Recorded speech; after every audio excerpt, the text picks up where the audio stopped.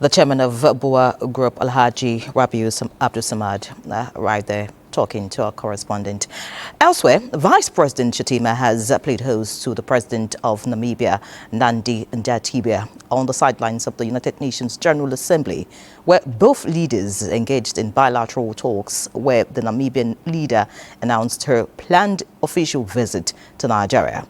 The Vice President in a high-level session also met with a delegation from the Gates Foundation, led by the CEO Mark Suzman. State House correspondent Abdurrahman Jibrila reports. The Namibian leader, who assumed office March 21, 2025, commended Nigeria's diplomats for their invaluable contributions to her government and country.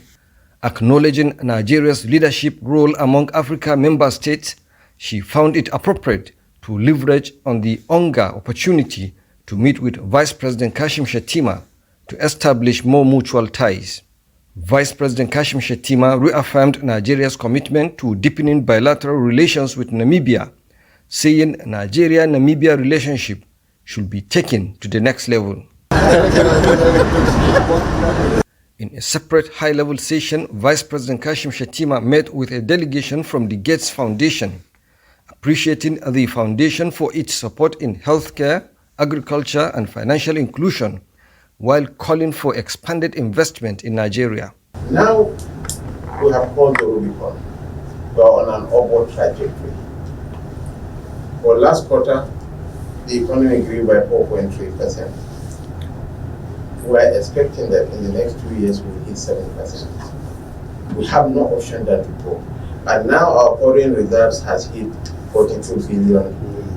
It's still little for a nation of Nigeria's stature, but it's still better than why we made it. There's a lot of agitation within the nation because of the fallouts of our economic policy. But it's a maturation process. It's a price that we all have to pay for the nation to be stabilized. We have some specific aspirations to really scale up the Kabame's domestic seed production in Nigeria and ultimately have it wholly domestically produced to a much lower cost.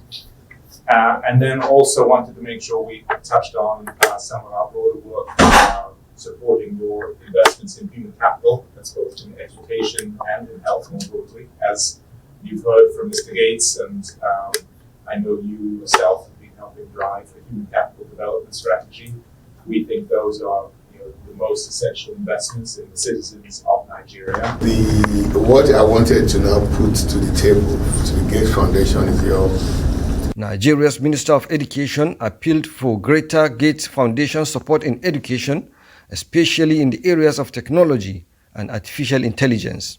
The Gates Foundation has signed a new grant with the Central Bank of Nigeria to support related initiatives, saying Nigeria is one of the foundation's strongest partners on the African continent.